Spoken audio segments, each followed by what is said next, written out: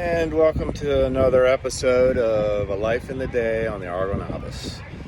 My name's Andy Moore and I'll be your host today. And I'm aboard the Argo Novice, warming up the engines. And you can see behind us we have a rainbow flag. We're pretty gay here. We like to frolic. So on today's episode, let's see, let me turn these engines off, they're warm. We're going to be focused on these babies. Oh, I can't turn it around. The big donut-shaped floats.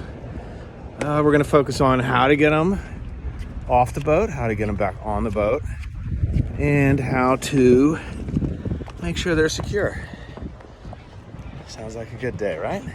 Okay, so let's see. I don't know why I can't turn the video around, but let's see here. If we look, you'll see there's a little white stripe right there. There's another one at the back. You want those babies lined up with the boom.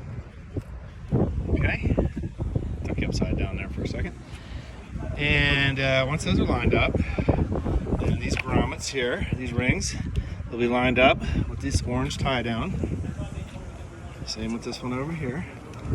And then there's two aft over there. Now, as you can see the way these are, they're already all set up. The short end's on the bottom, which is fine on both sides. The other side, have the short end on the top. That way you have a long lead that you can pull down, to cinch it tight. So let me explain that to you with a visual. See, it's short on top. And then this part here, you can just pull it down and keep it really nice and tight, and then just wrap it around there. I will note, the first one you take off, you just slide it right off the back of the boat, no problem. But the second one, you'll see you have these two things that protrude off the back of the boat, which I assume were put in thinking that maybe there'd be a dinghy there someday, or one day, but there's not. But anyway, the center of the donut is a soft mesh area, so you don't really want to just push that right off the back of the boat because that could pierce it. So you kind of want to get it off to the side a little bit when you're pushing it in. Push it in over here off to the side. And then it also helps when you're pulling it back up to be off to the side. So if you could have a mate holding on to one of these straps holders, like right in this area, as you're pulling it up top, kind of holding it off to the side so that you're not fighting it.